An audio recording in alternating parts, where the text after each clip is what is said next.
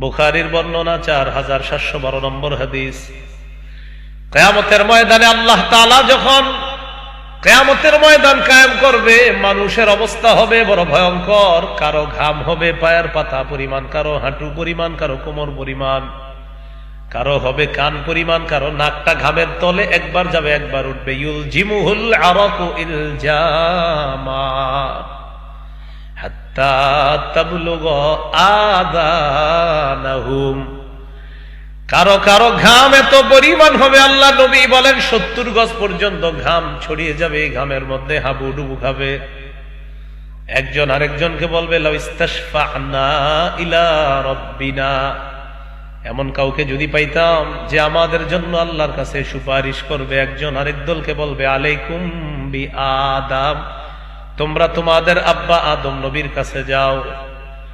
ফায়াতুনা আদম, আদম নবীর কাছে আসবে, আসার পর বলবে আনতা আবুনা আদম, আপনি হলেন আমাদের পিতা আদম।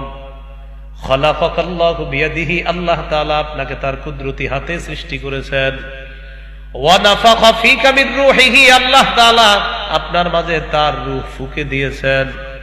ওয়া আমারাল মালাইকাতা ফাসাজাদু লাকা, ফেরেশতাদেরকে আল্লাহ হুকুম করেছেন, ফেরেশতারা আপনাকে সিজদা করেছে। ইশফা লানা ইলা রাব্বিকা